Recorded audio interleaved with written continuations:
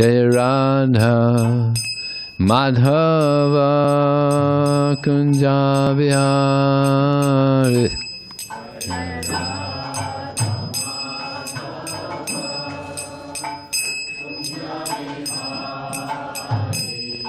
Jaya Radha Madhava Kunja Vihari.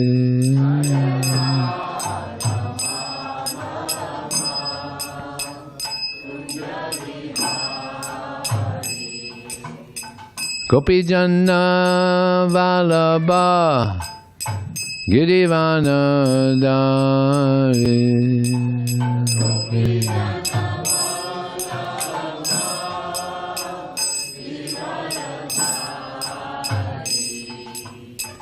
Gopi Janna Vallabha Girivana Dari.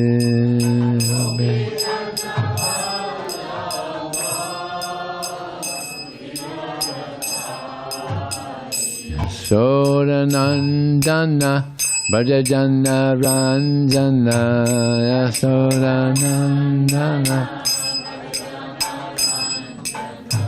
Yasodanandana Brajajana Ranjana Yasodanandana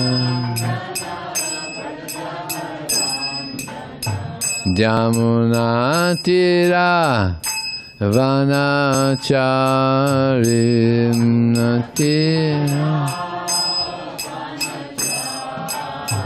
Jamuna Tera Vanachari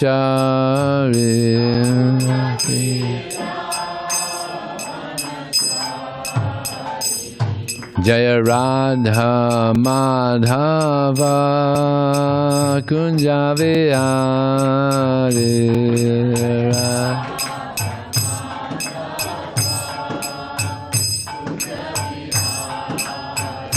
Jaya Radha Madhava Kunja Vihari.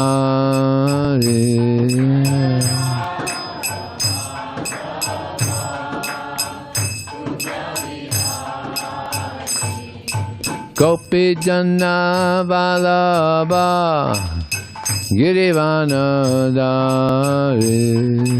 Gopi Janna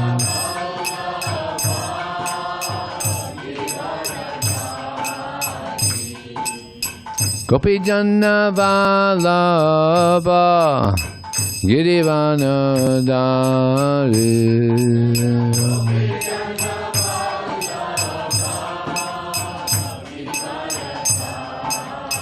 Yasodanandana Brajajana Ranjana.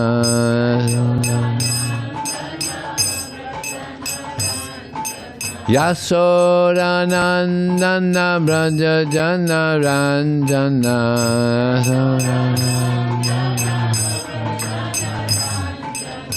Jamuna Tira Vanachari.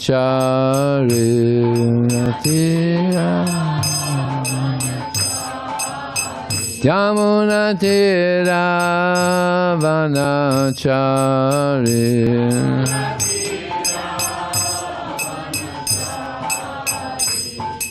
Hare Krishna, Hare Krishna, Krishna Krishna, Hare Hare, Hare Rama, Hare Rama, Rama Rama, Hare Hare,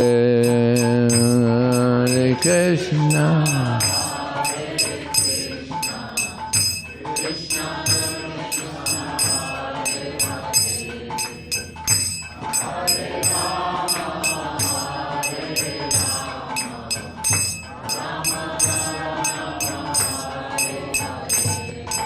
Hare Krishna, Hare Krishna, Krishna Krishna, Hare Hare, Hare Rama, Hare Rama, Rama Rama, Hare Hare, Hare Krishna.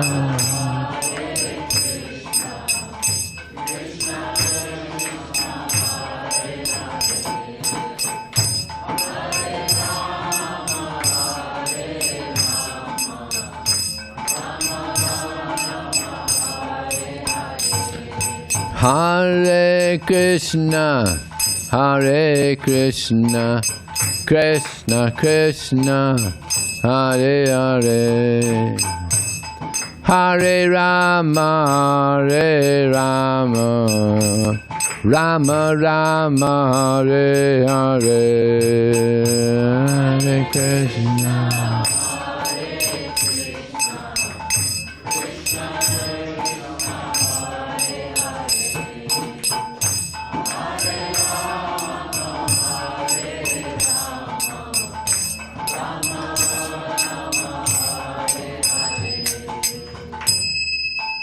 Go, Premanande. Hare Krishna. So we're going to read from the Bhagavad Gita as it is.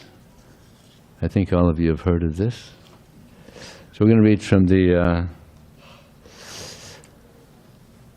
4th chapter. This is text number 24. Please repeat after me. Om Namo Bhagavate Vasudevaya. Om Namo Bhagavate Vasudevaya. Bhagavate Vasudevaya. Om Namo Bhagavate Vasudevaya.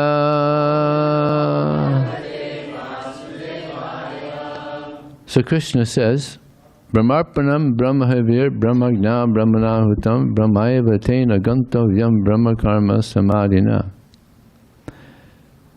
A person who is fully absorbed in Krishna consciousness is sure to attain the spiritual kingdom because of his full contribution to spiritual activities in which the consummation is absolute and that which is offered is of the same spiritual nature. This is Prabhupada's commentary. How activities in Krishna consciousness can lead one ultimately to the spiritual goal is described here. There are various activities in Krishna consciousness, and all of them will be described in the following verses. But for the present, just the principle of Krishna consciousness is described.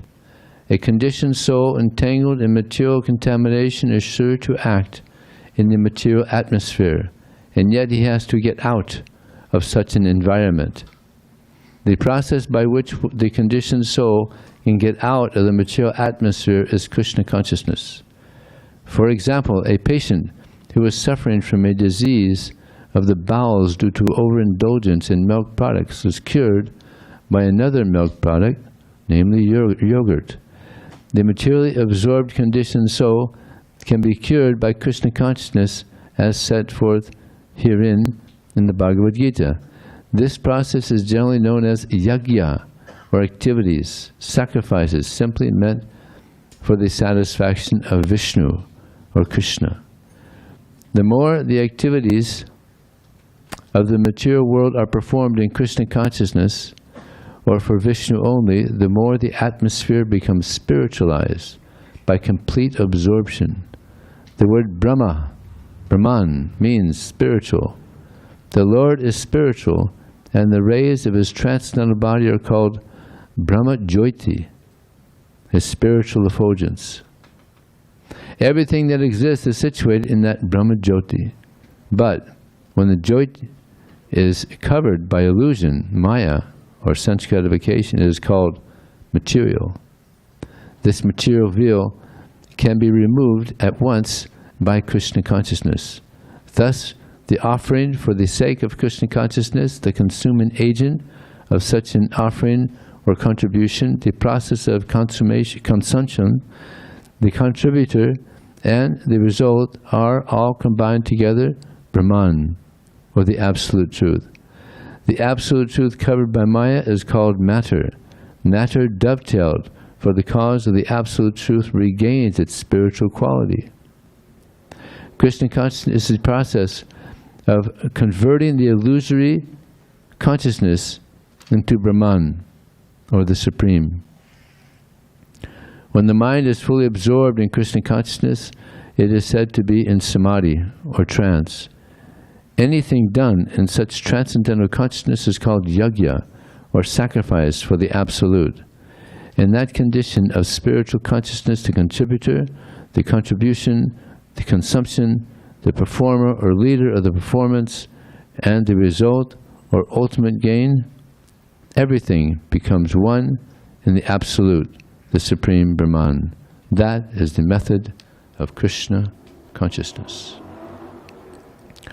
Om Jnana Tamarandasya Gyananjana Salakaya Chakshram Malitam Jena Tasmai Shri Gurave Namaha Mukharm Koti Vachalang Pangun Hanglayate Grim Yatkripataraham Bande Shigurum Dinadaranam Vanchikalpatubhyascha Kripa Sindhubhyevacha Patitanam Pavanebhyo Vaishnavebhyo Namo Namaha. Jaya Sri Krishna Chaitanya Prabhu Nityananda Shri Advaita Gadadhar Sivasadi Gaur Bhaktivinoda Hare Krishna, Krishna Krishna, Hare Hare, Hare Ram, Ram Ram, Hare Hare. This verse is quite interesting. In this verse, 6 times the word Brahma is mentioned, which means spirit, spiritual. So, when one is engaged in Krishna consciousness, everything that one does is in relation to Krishna. Everything that we give and everything that we receive is in relation to Krishna. So there's a lot of this, actually this movement is a giving movement. We give a lot of things out to people. And the most important thing that we give out is knowledge. Srila Prabhupada, he came to America in 1965, and he brought with him 600 books and a lot of knowledge in his mind to give to people. So that's what he was doing. When he came, he was giving lectures and he was distributing books. And now, so let's see, 35, 55, 58 years now that this movement has been in America, and that's a lot of books.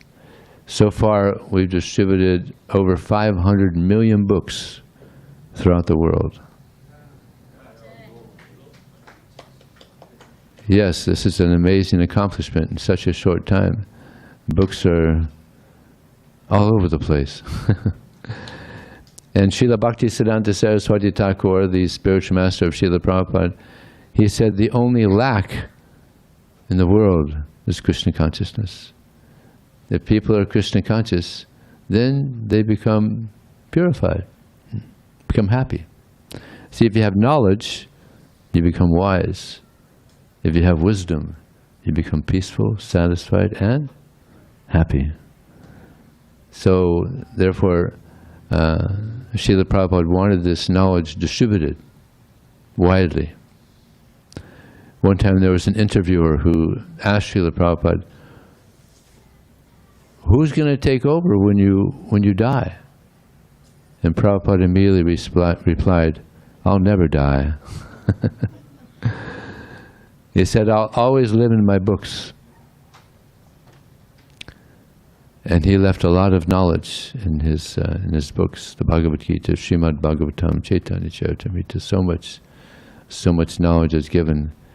And it is stated by another great Acharya, Bhaktivinoda Thakur, "He reasons ill who say that Vaishnavas die while still living in sound. The Vaishnavas die to live, and living spread the holy name around." So Srila Prabhupada is very much alive in his books, and he's helping others become alive in their spiritual lives. So this knowledge is very, very valuable. Some time back I heard about a lady, a congregation lady here in San Diego. She was a nurse, and she went on book distribution. She was inspired. I think Vaiseshika Prabhu was here, and he was given a talk about book distribution, and she was inspired to go out and distribute books. And at the end of the day, she said to the devotees, "Now I feel like a real devotee."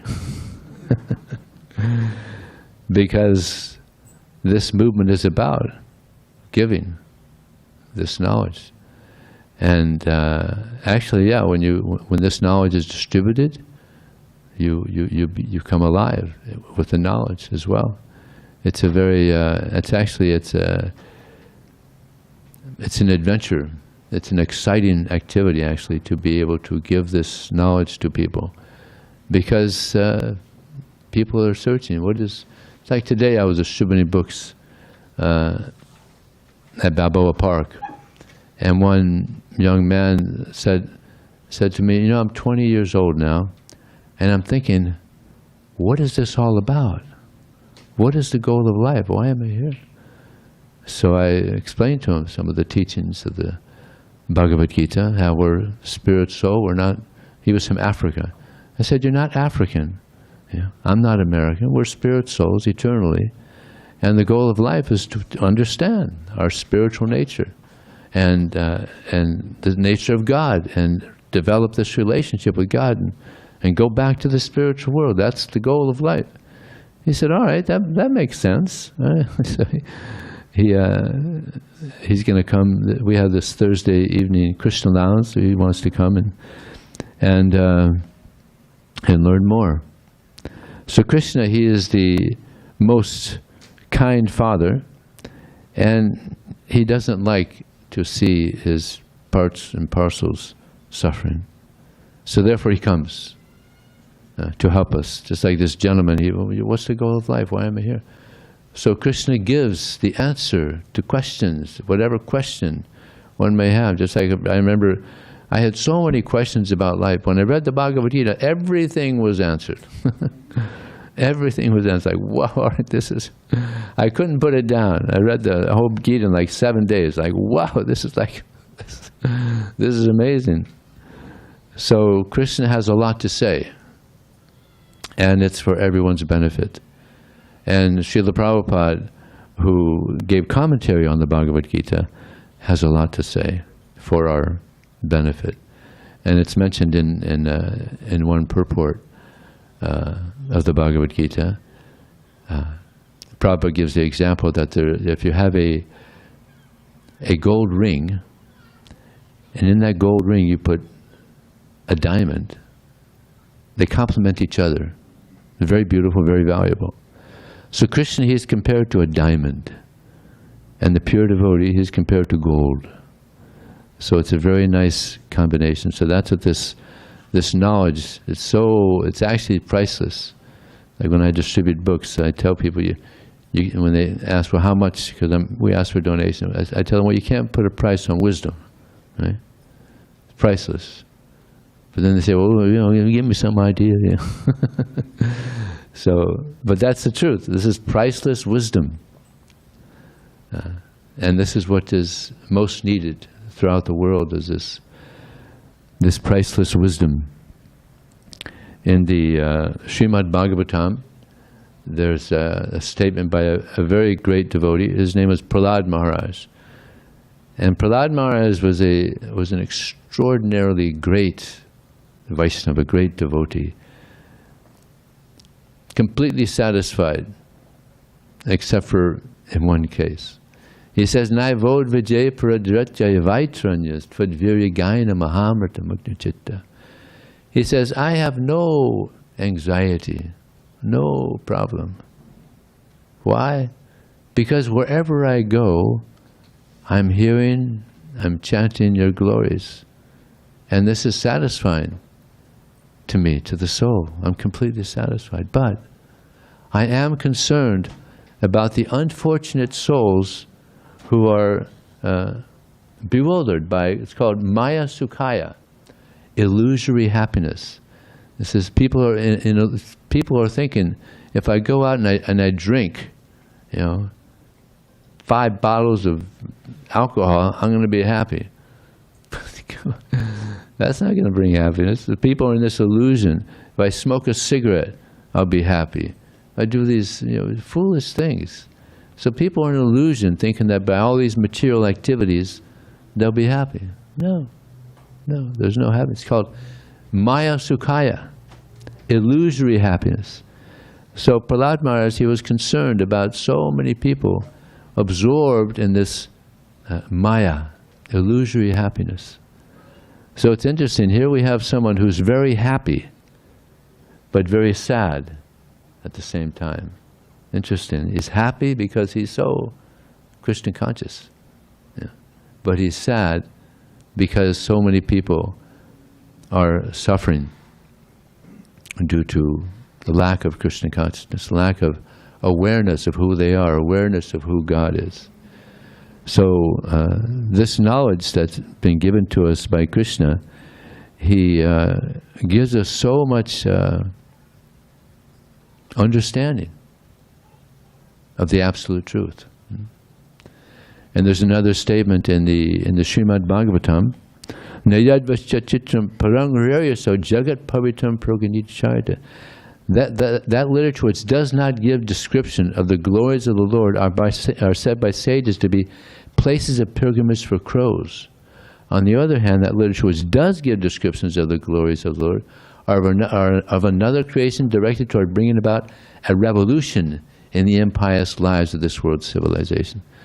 So that's what this knowledge does. It creates a revolution.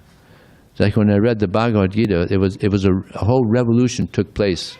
An internal revolution took place, and my whole being just changed. Like, I'm not American. I'm not this body. I'm a spirit soul, and it was such a relief to get that understanding. Such a powerful. Prabhupada is such a pure devotee that when he made this presentation, of course, Krishna's God. He also made amazing presentation, and it's awakening. Yeah, it really wakes people up. And there's not only this knowledge, but Krishna also comes in the form of the holy name. Yeah? The name of Krishna and Krishna are not different. Now, in this age of Kali, a lot of people aren't very philosophical, so it's kind of hard to read the books sometimes. I was just speaking to one young man today. He got a Science of Self-Realization, which is one of our very important books, and he got a Bhagavad Gita. But he said, I had been taking so many drugs. It was so difficult, I couldn't understand. But the devotee who gave him these books, they also gave him the Maha Mantra. So he was chanting this mantra, and by chanting the Hare Krishna mantra, his consciousness got cleared. It got cleared. This is because Krishna and his name are not different. So if we chant this mantra, our consciousness becomes cleansed, cleared, and then we could understand higher spiritual subject matters. So he said, just by chanting the Hare Krishna mantra, my consciousness got so cleared that the next time I tried to read the books, it was clear. So this is the power of Krishna. He comes and he gives us knowledge, he gives the holy name, and soon we're going to have prasadam. This is another method of purification that Krishna gives. So in so many ways, he comes, our kind Father, he comes to try to help us become pure again. Because this is the only state of consciousness where we're happy, right? When we're pure. So this is the goal. Not an easy thing, but it's possible. Just like there's water purifiers, there's air purifiers, there's consciousness purifiers. So the holy name of Krishna is a consciousness purifier. The Bhagavad Gita, the Srimad Bhagavatam, Chaitanya, these are all consciousness purifiers. And even the food you eat tonight, it's a consciousness purifier. And this is, who would not like to be pure? I mean, to be pure is nice. Yeah. So what is a symptom of purity? One of the symptoms of purity is humility. Here in California we have the rugged individualist. So the little pride is a little rampant. California is where everybody, I travel around the world and I tell people I'm from California, and they say, oh yeah, that's where everybody wants to be. Well, not everybody, but a lot of people. So humility is so important. We have this false identity. We have this false ego. Ego just means identity. So we have this false identity which creates this false ego. So, but we have our real ego. Our real ego is that we're spirit soul. We're part of Krishna. We're the eternal servants of Krishna. And the more we realize this, the more we become humble. Humility. Actually, humility is the crown jewel of devotional service. And devotional service is actually the goal, to engage in devotional service to Krishna. Everybody is serving somebody. Just like now we're going to have the presidential election soon. And all the candidates are going to say, I'll be the best president, vote for me. I'll be the best servant of this country, vote for me. Basically they're saying that. Vote for me, I'll be the best servant of the country. I'll serve you the best. There's so many words they say like that. Or people are serving their dogs or their families, they're serving the country, they're serving the world. So much service is going, we're serving our bodies, we're serving our minds, our senses. Dogs, yeah. So we gotta, the best service is service to God, to Krishna. Because we're part of Krishna. So it's natural. Just like my hand is part of this body. So the hand is always serving the body. You got an itch, it's scratching, you're eating. So the hand is always serving the body. But if the finger, let's say my finger gets a terrible infection, then it can't serve the body. You got to be very careful. You can't touch anything, otherwise it hurts. So you got to be very careful. So now we're kind of like diseased parts and parcels of Krishna. And then we're trying to get healthy again. And when we're completely healthy, then we'll want to serve Krishna. And actually service is, sometimes people, I don't want to be a servant. I want to be the master. Who wants to be a servant? But actually, to be a servant of Krishna is very exalted. It's actually pleasing to the soul, and pleasing to the pure mind, because Krishna is our Father. Actually, the most congenial way to show one's affection for another is by service. Just like if a husband and wife, they have great affection for each other. They want to do things for each other. It's very common. The mother and father, they have so much affection for the child. They're doing things so much for the children because there's love. See, when there's love, then you want to do service for that person that you love, right? It's natural. So the highest level of love that we can experience is with Krishna, because that's spiritual. It's not material. It's called divine love.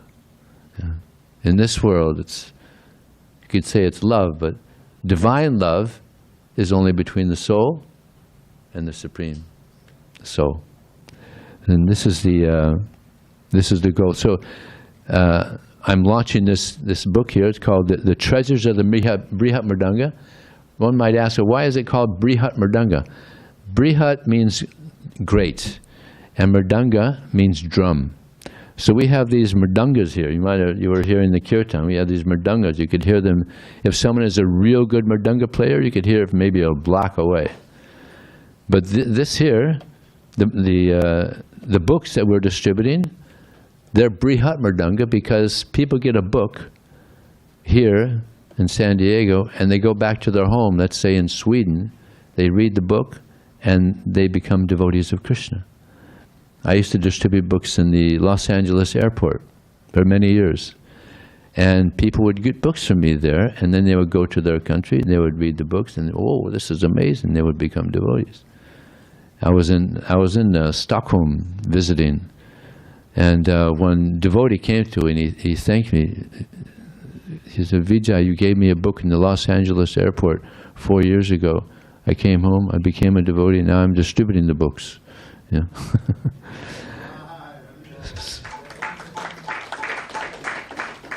So this is an example right there, and it happens so much that people get books in certain areas and they go back to their home, countries away, thousands and thousands of miles away. So therefore it's called the greater drum, Brihat Mridanga, the greater drum. So I'll tell you a few stories in this book here, just to give you a little taste of what's in here. I was distributing books one time at a university, and I approached one Muslim man came to my table, and I was showing him the Bhagavad Gita, and he was attracted, and he wanted it. He said, but if I take this book home, my parents are going to kill me. So I said to him, you know, God is more important than your parents. And he was shocked. I never heard that before. But it's true. But then he said, but I still can't take it. So I said, all right, no problem. So then the next day, he comes to the table again. He says, I'm so glad to see you. You won't believe what happened last night. I'm sleeping, sound asleep, and I have this dream. And my parents and my siblings are all angry at me, and I'm like, what's going on? And then this book shows up, and it's glowing. The Bhagavad Gita, it's glowing. I'm like, wow, maybe I should get that book, you know, in the dream, you say. So then you say, you see, I told you. You should have this book. It's very important. It'll help you get closer to God. He said, all right, after a dream like that, how can I say no? There was one person in Siberia who was a thief. He was in a house, and he was in Siberia, yeah, Russia. So he was in a house, he was going to steal something, but then as he's in the house, he hears a car drive up in the driveway. So he thought, well, I better get out of here. So he thought, well, let me at least get something. So as he's leaving, he grabs a book. The book is there on the counter. He thought, well, anyway, it's something. So he took it with him, and he happened to be a thief that likes to read.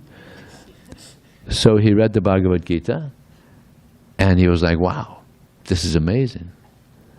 So he started telling the other gang members about it, and they were like, hey, yeah, this is pretty cool, it's nice.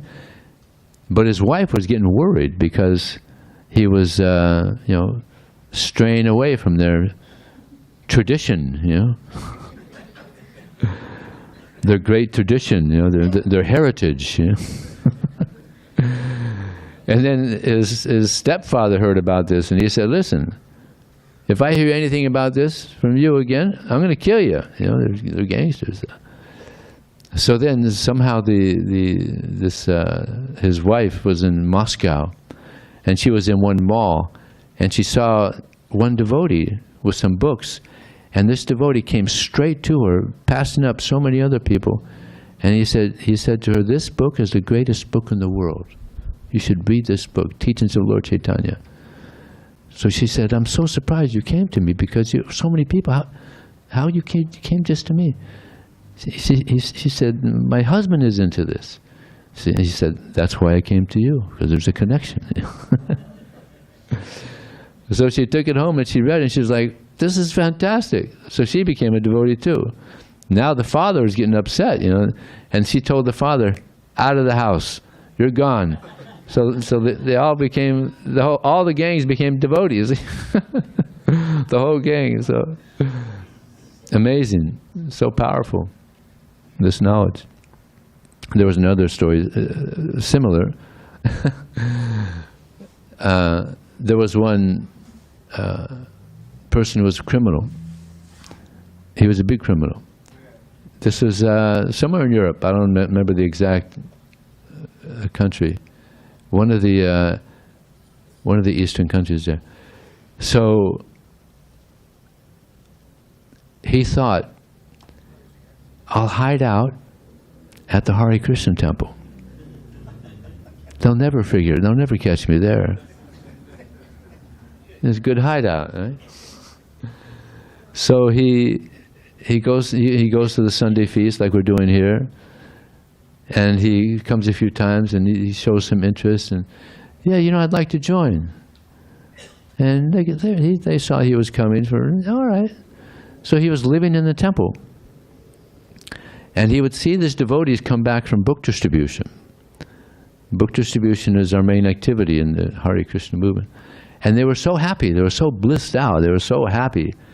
And he asked them, hey, what kind of service do you guys do? You're so happy. And they said, well, we distribute books. We go out in the city and we distribute books. And he said, well, can I do it too? Because he's thinking if he's got a shaved head and, Dodi and Kirtan, maybe the police won't recognize him.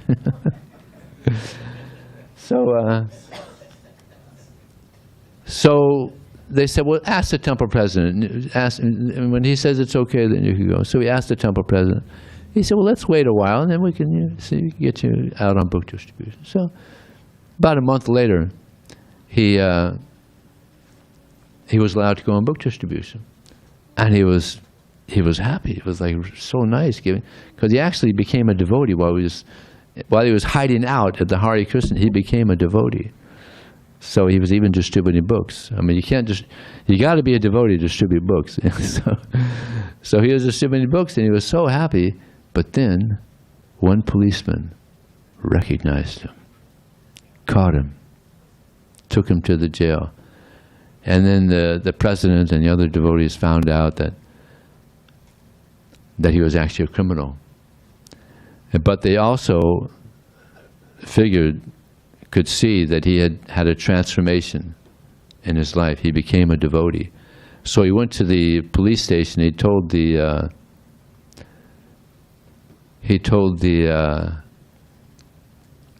police commissioner there that this person, he's a devotee. He's had a whole change in heart. He's transformed. Can you let him go? And the police commissioner just laughed. He said, you don't know. This person was a huge criminal, on the top 10 wanted list. But the devotee said, well, he's had a change. People change, He said, well, that's okay, but he's got to do some time, serious time. And they even put him in one of these high security prisons. And what they do at this high security prison is some of them, they were drugged just because they were such big criminals. So they wouldn't have the brains to try to escape. But the commissioner said, listen, we won't drug him, okay? And the way they would feed these people, the prisoners, is they would just throw bread down and they would fight for it. They would fight for the bread. But this devotee comes in there, and he's a good devotee, and he's preaching to these prisoners in there. And there's a change in heart happening there with these prisoners. And they start chanting, and he's got the philosophy. He knows the philosophy, and they're catching on. This is good. This is good knowledge here. And they start chanting, and so everything, the whole change in consciousness. So so much so that when they would throw the bread down, this devotee would catch it. He would offer it to Krishna. It'd be prasadam. And then he would serve it out. They would all sit down, and he would serve it out to everybody, like gentlemen.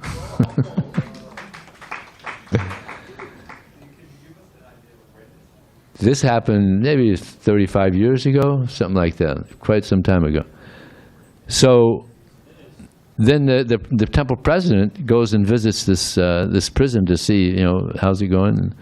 And also the commissioner came there, and he saw the change. Not only in this criminal, but in all the criminals, they would change so much. So then the police commissioner said, listen, I could see what you say is true. So he reduced the sentence. But he didn't want to reduce it too much because he was making a good impact. He was doing a good job there, changing the hearts of the prisoners. So this is the result. They have a change of heart. Many of you know, how many of you know Vaiseshika Prabhu? Okay, Vaiseshika Prabhu is a very, very great devotee of Krishna who's living not far from here, just up north, Bay Area. He is probably one of the most, if not the most popular devotee in this movement. He encourages devotees to distribute books. He's been here also encouraging. But the way he became a devotee is very interesting. He was 16 years old, and he was what you call a Mayavadi. A Mayavadi is someone who thinks, well, you're me and I'm you, and God is one, and we're all God. This is called Mayavad. So one friend of his was in the Bay Area there, and a devotee sold to him a BTG for 25 cents. This is back in 1973. So he got this BTG, and he knew that his friend, I don't know Vaiseshika Prabhu's non-devotee name, but he said, I know my friend is into this. So he went to his door and knocked on the door. No answer. So he said, I know you're in there. I have this magazine that I think you're going to like. So Vaiseshika Prabhu was in his room, and he's thinking, he's me and I'm him, so why should I answer the door for me? Mayavad. So then his friend left, and he opened the door, and he saw the BTG there on the floor. And as soon as he saw the picture of Prabhupada, our founder Acharya, he understood, this is my guru. And he read the BTG, and he was convinced that this is the highest truth. And he visited the temple there in San Francisco. This is back in 1973. So now he's been a devotee for 50 years. And he's one of the most encouraging, ecstatic devotees in our movement. If any of you go to the Los Angeles Ratha Yatra, he'll be there. How many are going to the Los Angeles Ratha Yatra? Oh, you should all come to the Ratha Yatra next week. It's a huge, huge festival. So many devotees are there, and we pull 3 carts. How high are they? 30 feet high or something? Yeah, at least. It's a big, wonderful festival. If you can make it. It starts at 10 o'clock next Sunday. It starts at the Santa Monica Convention Center. I think it's not convention center, the Civic Center. Civic Center. Santa Monica. Just Google it. Civic Center. 10 o'clock. Be there or be square. No, you'll like it. It's wonderful.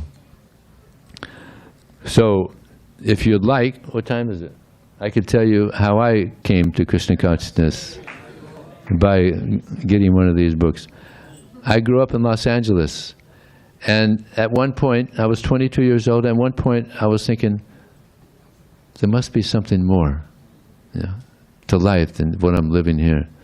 So I started reading books on philosophy and yoga, and started meditating. And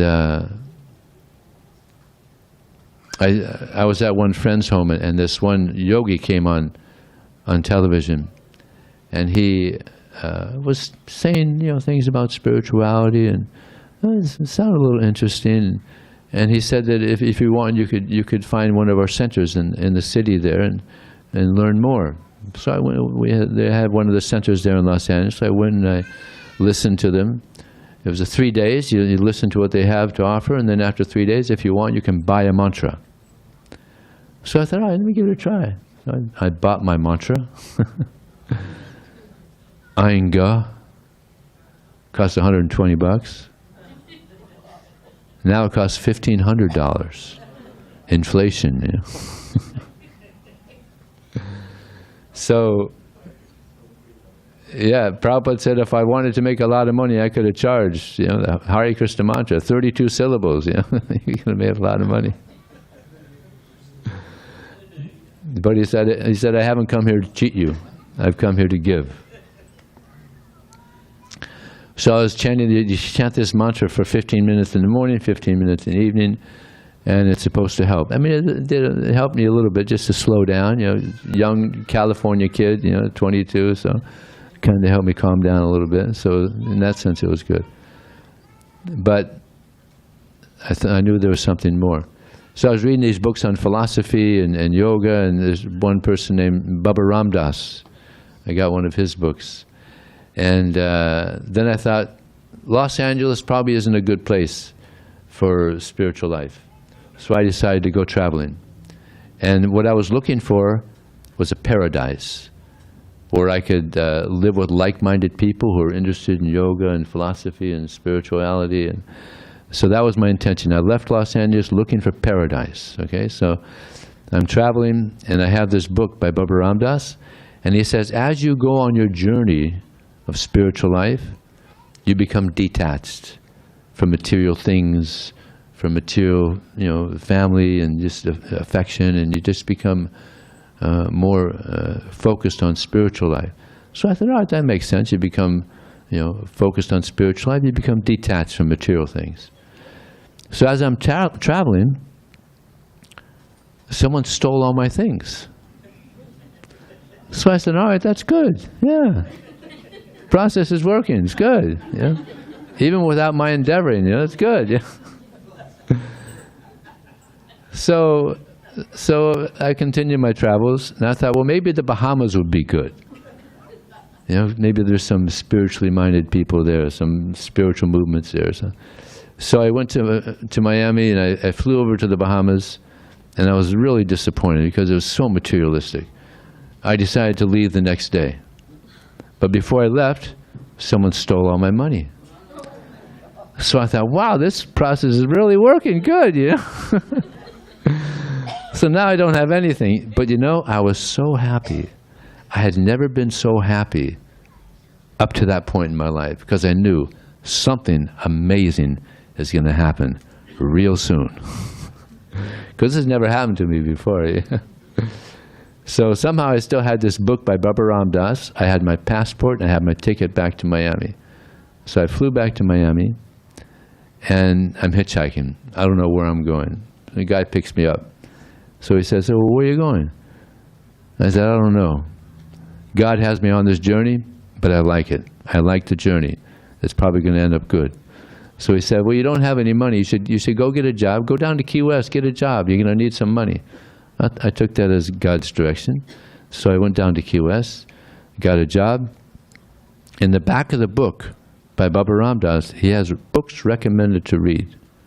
And one of the books was Bhagavad Gita. And when I saw those two words, Bhagavad Gita, I just thought, wow, that sounds like an interesting book. Because in other books I had been reading, Bhagavad Gita is always being mentioned. So I went to the public library there in Key West. Now there's 4 different Bhagavad Gitas to choose from at the library, public library. So I thought, now what?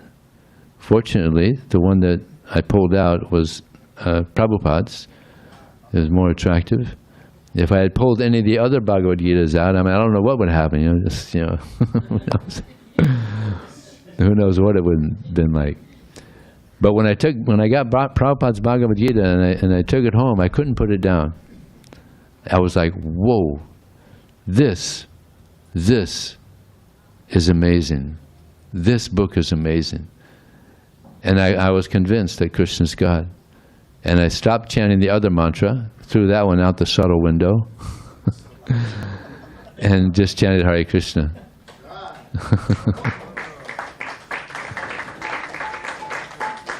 So I had this job. I would chant, I had this job where there was nobody around, and I would just chant Hare Krishna all day long. And I was getting like a spiritual high. I was getting it was actually a spiritual high. It was so nice. After 3 days of chanting the Hare Krishna mantra in this job I had, I went outside the exit, and there was devotees there chanting Hare Krishna. Bhajan. Just right there. So I went over to them and I said, hey, you guys are chanting the same mantra I chant. And they said, you chant Hare Krishna? Yeah, I've been chanting Hare Krishna in that building for 3 days.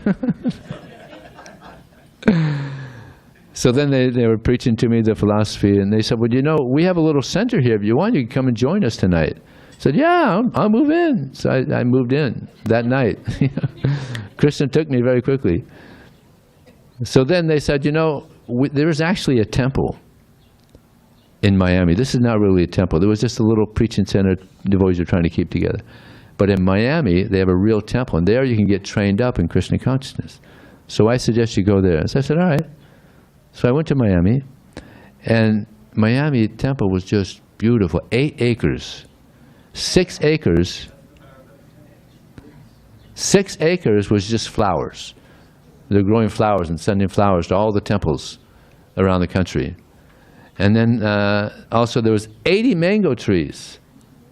These mangoes were so good, you wouldn't believe it. Better than Mexican mangoes, believe it or not.